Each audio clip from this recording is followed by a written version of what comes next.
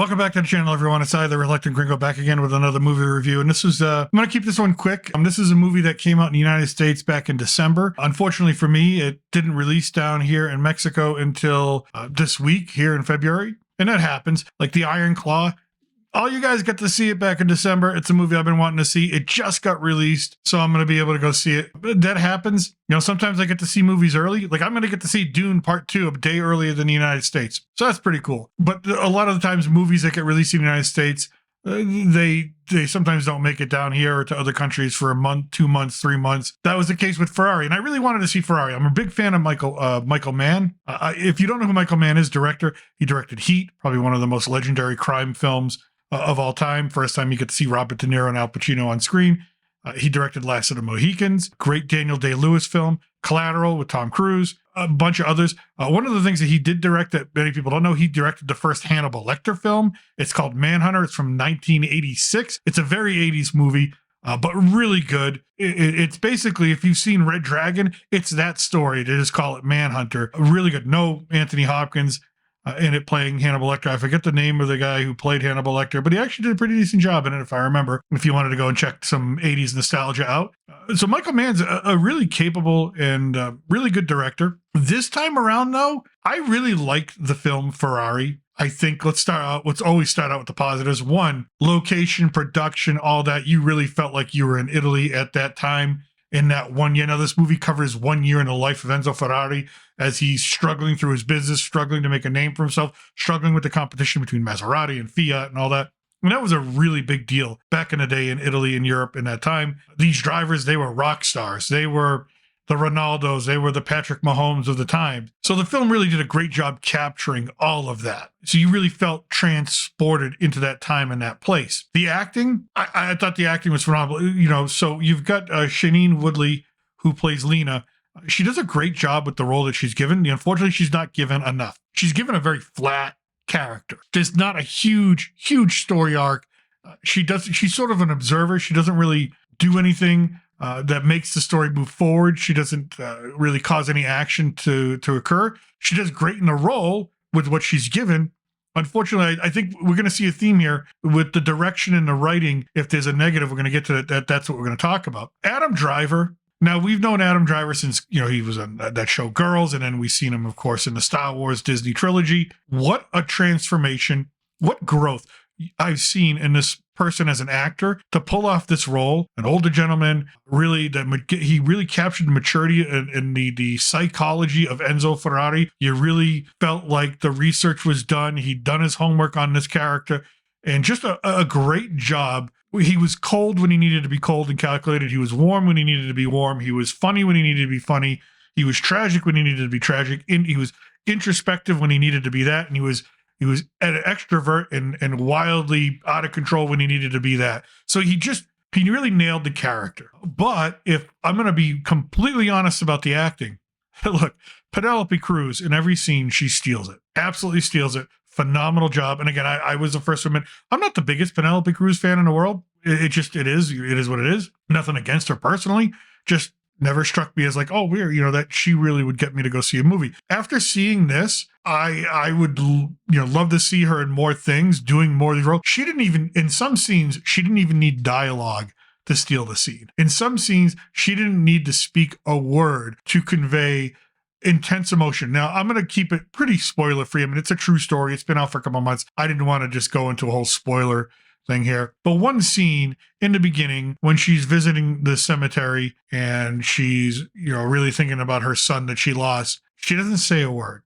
From the minute that she really arrives in her own car and walks past Enzo and walks to the gravesite, the emotion that goes, the range you can see the emotion in her head going from happy memories and just of being a mother and the joy it brought. And then you could just see it all fall apart in her face. And the camera never moves away from her face. It's just on her face for, I don't know how many seconds, but it's a long time in terms of cinema. But she's able to portray this emotion of this broken mother who's lost the most precious thing in the world that she's ever going to have. And it just breaks you. I looked over at my wife who was watching the film with me, and I could see it in her face as a mother the empathy she had for that character. That's how so Penelope Cruz and that's just one scene. And in every scene that she's in, you can't wait you're like, oh, good. There's a scene here with Penelope Cruz's character. She plays, Enzo's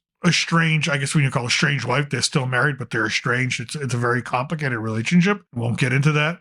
But just every scene she's in, she absolutely steals it. You can't wait to see more of her. And you know what? If I had a criticism about her character, it's that I would have loved to have seen more of her and more of her perspective in this whole story, this whole saga of Enzo Ferrari in 1957. So like I said, the movie covers just 1 year in Enzo Ferrari's life. There's a lot of backstory that's missing, and there's a lot of sort of at the end, they give you the word, they give you a couple paragraphs at the end of the film to say, oh, this is what happened in the future, to kind of wrap it all up.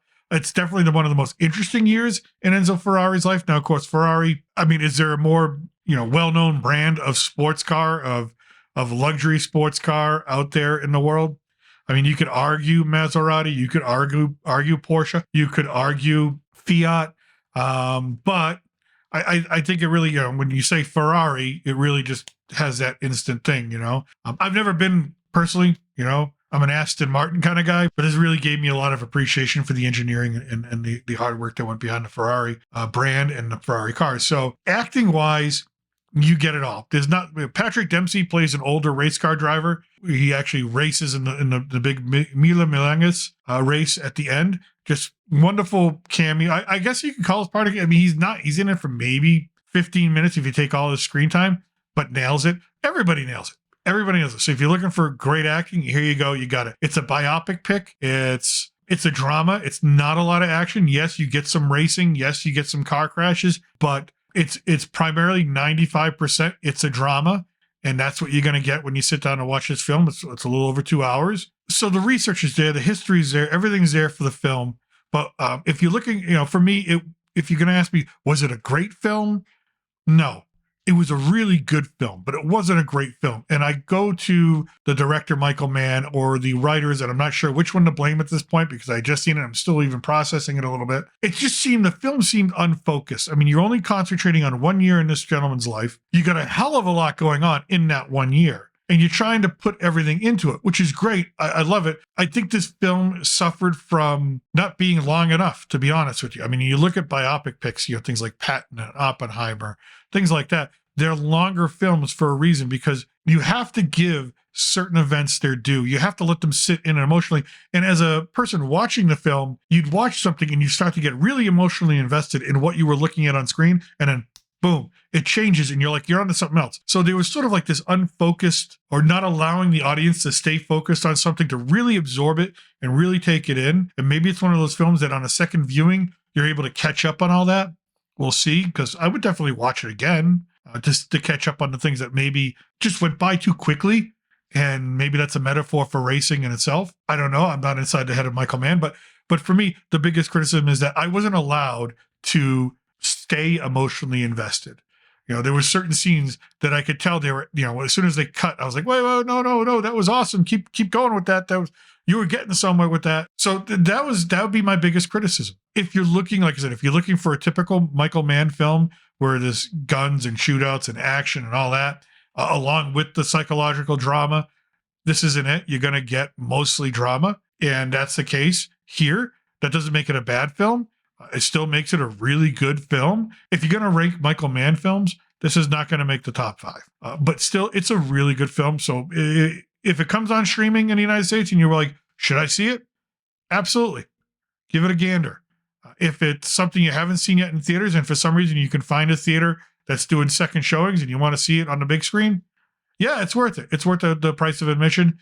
So it's a really good film. That's it. I recommend it. The other cool thing is, I wanted to show this because, hey, I'm not too big into collecting these, but they had this at the theater. And I was like, oh, popcorn. That's my popcorn. It's my Superman Daily Planet popcorn holder. So Man of Steel, gotta love that. It cost me about 200 pesos, which is about $10. It's really well made. I thought this was fun. I don't know. I might start collecting these because they've been starting to have more and more of these out. And I don't make popcorn at home too often, but I figure I can fill this thing up with like Fruit Loops or something like that and use it as a cereal bowl. What a cool cereal bowl for Saturday morning cartoons or what I watch on Saturday morning now. Anyways, that's what I got for you. That's my review. So yeah, definitely really good film, Ferrari. Great acting. Like I said, I could have used a little bit more, a little unfocused at times, so just be prepared for that. But overall, really good. Enjoyed it. With that, I'm still your reluctant gringo, and from south of the border, salute and a huevo.